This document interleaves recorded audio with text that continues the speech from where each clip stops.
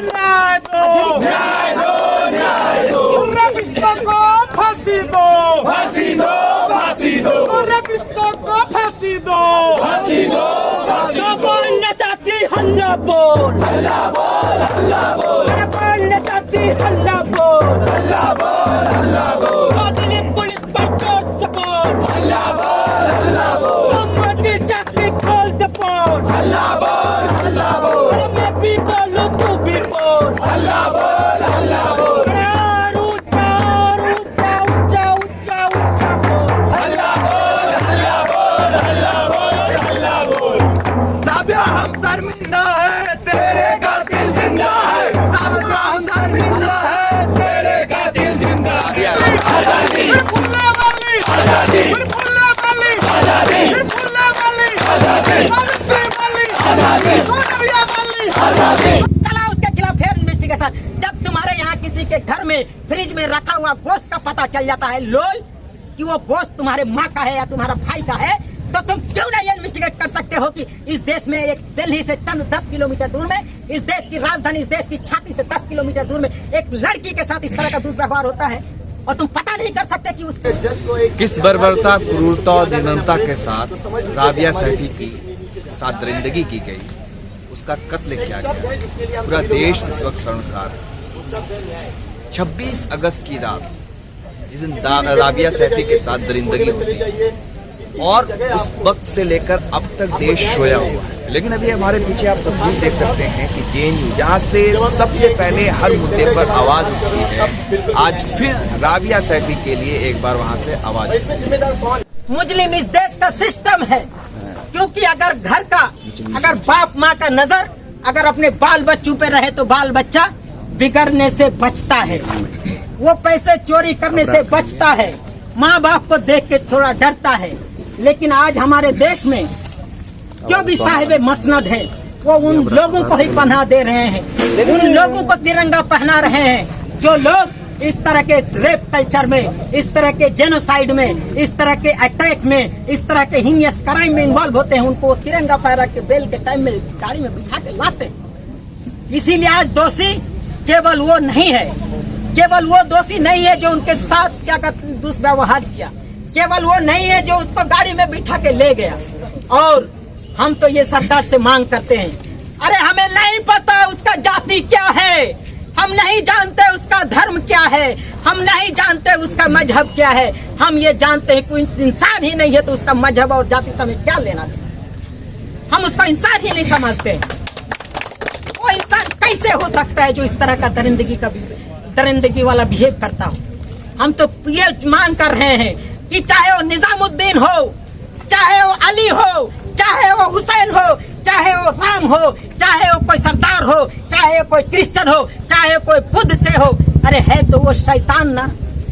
चला उसके खिलाफ फेयर इन्वेस्टिगेशन, चला उसके खिलाफ फेयर इन्वेस्टिगेशन। जब तुम्हारे यहाँ किसी के घर में फ्रिज में रखा हुआ गोश्त का पता चल जाता है लोल कि वो गोश्त तुम्हारे माँ का है या तुम्हारा भाई का है, तो तुम क्यों नहीं इन्वेस्टिगेट कर सकते हो कि इस देश में एक दिल्ली से चंद 10 किलोमीटर दूर में, इस देश की राजधानी, इस देश की छाती से 10 किलोमीटर दूर में एक लड़की के साथ इस तरह का दुष्व्यवहार होता है और तुम पता नहीं कर सकते कि उसके साथ इस तरह का हीनियस क्राइम करने वाला कौन था। देखेंगे तो महिलाओं को टारगेट किया जा रहा है, फिर महिलाएं भी एक जो किसी समुदाय विशेष से बिलोंग करते हैं उनको ज़्यादा टारगेट किया जा रहा है। तो जो हमारा पुरुषवादी जातिवादी जो संरचना है उसकी ये बहुत बड़ी मतलब उसी की वजह से हो रहा है। और दूसरी जो सत्ता में जो रेजिम में इस समय जो लोग हैं, जो रेजिम है इस समय जो सत्ता में लोग बैठे हैं, उनका भी रवैया ऐसे केसेस के प्रति जब होते हैं तो एक तो होना ही गलत है, फिर उसके लिए जो जस्टिस है वो भी नहीं मिल पाती है। सबसे बड़ी जस्टिस में इतनी देरी होती है जब तक पकड़ा नहीं जाता है लोगों को। जब वो 9 साल के बच्चे के साथ कैंप में केस हो तो पहले मीडिया ने भी नहीं दिखाया, जब वहाँ पे कुछ जो अंतिम संस्कार भी कर दिया गया। हाँ उसका अंतिम संस्कार हो गया, किसी को कोई खबर भी नहीं है। लेकिन जब वहाँ पे कुछ लोग गए जो समाज के लिए जिन्होंने आवाज़ उठाई, उन लोगों के लिए आवाज़ उठाई, तब जाके थोड़ा बहुत मीडिया में आया। तो ये चीज़ें हैं कि ना तो दिल्ली जैसी जगह पे आप दूर दराज के गाँवों में वहाँ तो क्या क्या औरतों के साथ होता है वो तो किसी को पता ही नहीं चलता। चल रहा है। दिल्ली जैसी जगह पे किसी को खबर नहीं है कि क्या हो रहा है, और इतनी क्रूर घटना है, इतना मतलब दयनीय स्थिति है कि दर्दनाक घटनाएं हैं, क्योंकि छोटे बच्चे हैं और उनके साथ में ऐसा काम किया, उसको जला भी दिया। तो इसमें सोसाइटी का फेलियर है और साथ साथ में जो सत्ता में लोग बैठे हैं उनका बहुत बड़ा फेलियर है। ये इसे कैसे देखते हैं कि जिस तरीके से राबिया सैफी के साथ अभी तक सोया हुआ है, ना ही उनके बड़ा नेता पहुंचा, चाहे केंद्रीय मंत्री हो, स्मृति ईरानी हो, या जो भी हो, या फिर शायद अरविंद केजरीवाल हो या स्वाति मालीवाल, लेकिन वो भी नहीं चाहते। तो इसे क्या एक धर्म विशेष ऐसा हुआ? इसमें दोनों चीज़ें हैं, पुरुषवादी समाज है, दूसरा जातिवादी समाज है, दूसरा धर्म विशेष को भी किया। तो इसमें महिलाएं टारगेट बनती है, फिर जो एक विशेष समुदाय से बनती है वो ज़्यादा टारगेट बनती है। तो और ऐसे लोग डिस्क्रिमिनेट भी किया जाता है, और घटना होने के बाद में ये एक साझा जो इनका फेलियर है, साझा जो इनकी असफलता है, दोनों मतलब जो केंद्र में सरकार है उसके अंदर में दिल्ली पुलिस है, और जो यहाँ के दिल्ली के मुख्यमंत्री है वो भी किसी तरह की किसी न्याय व्यवस्था या कानून व्यवस्था को सामने करते, हाँ, एक शब्द तक नहीं बोलते हैं, ना केंद्र के लोग ना यहाँ के ईरानी। और ये सब लोग इतना ऐसे तो इतनी बातें करते हैं, लेकिन जब सच में ज़मीन पे कोई ऐसी घटना होती है जिसमें बोलने की ज़रूरत है, और महिला आयोग भी आई थिंक इसमें उन्होंने भी कोई अपना स्टैंड, हाँ, उन्होंने भी अपना कोई स्टैंड नहीं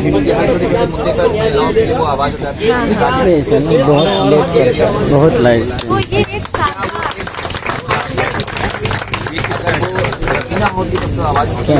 मैं ये नहीं कह सकती कि वो राबिया होती तो नहीं उठा रवीना, यहाँ सभी वोटों के, पर हाँ ये बात है जो जातिवादी समाज है, समुदाय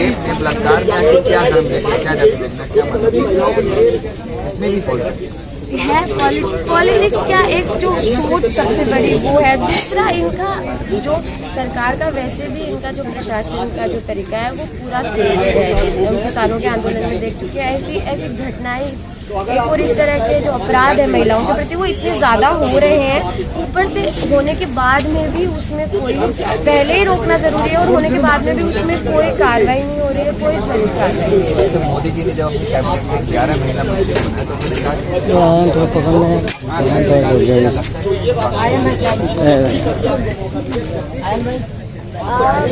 बात पहली बात तो आधी आबादी को आधा अधिकार तो मिला नहीं है ना। दूसरी बात, कुछ कहने के लिए जो आपके चरित्र में जो चीज़ें दिखती हैं और आपके जो जुबान में जो चीज़ें दिखती हैं, जब वो दोनों अलग अलग होती हैं तो सबको समझ में आती है। तो ये बोलने को जैसे तो उन्होंने जो लाइन हमने किसी को ये दिया वो दिया, वो एक रिप्रेजेंटेशन किसी इम्पोर्टेंट पोस्ट पे तो आपने दिया नहीं है, आपने केवल दिखाने के लिए, बोलने के लिए डेटा की तरह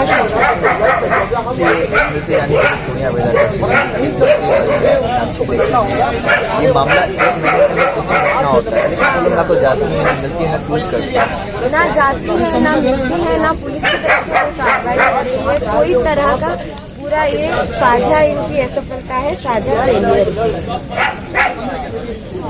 आए दिन सुनने को आ रही है। कोई दिन ऐसा नहीं जाता कि कोई लड़की का रेप नहीं हुआ हो, बलात्कार नहीं हुआ होगा, मार नहीं दिया हो उसको। तो महिला की सुरक्षा की तो बात छोड़ ही दीजिए, इस सरकार के रहते रहते। तो हत्याकांड की अगर हम बात करें तो 10 साल बाद में किसी लड़की को अगर न्याय मिलता है, तो जो आज की अगर घटना देखी जा रही है, तो क्या हम उसको 20 साल के बाद देखें कि अगर हमें न्याय मिलेगा तो हम 20 साल का वेट करें उसके लिए? हाँ, तो अगर हमें तुरंत ही न्याय दे तो क्यों नहीं हम। पहली बात तो प्रशासन इतना ढीला है, सिस्टम इतना ख़राब है कि जिस तरीके से चीज़ें हो रही हैं, तो मैं महिला होने के नाते, लड़की होने के नाते बिल्कुल भी इस देश में सुरक्षित महसूस नहीं करती। ये देखिए कि मैं जेएनयू में हूँ और इनका कहना है कि लड़की होने के नाते मैं खुद का भी सुरक्षित महसूस नहीं करती। जब देश की राजधानी दिल्ली में इस तरीके का वारदात हो रही है और मीडिया हो या सरकार हो अभी तक चैन की न्यूज़ हो रही हो, तो फिर सोचिए आखिर कौन इस देश में महफूज हो सकता है। आप इस बात का अंदाजा खुद ही लगा सकते हैं। हमारे पीछे आप तस्वीर देख सकते हैं कि जेएनयू, जहाँ से हर मुद्दों पर सबसे पहले आवाज़ उठती है, आवाज़ बुलंदी जाती है। आज एक बार फिर से राबिया सैफी के लिए भले ही देर हुए हो, 15 दिन के बाद से आवाज़ उठी है जेएनयू से। जेएनयू में आप जहाँ पर अभी भी लोग कैंडल मार्च निकाल रहे हैं, कैंडल जला रहे हैं, राबिया सैफी के इंसाफ के लिए की मांग कर रहे हैं।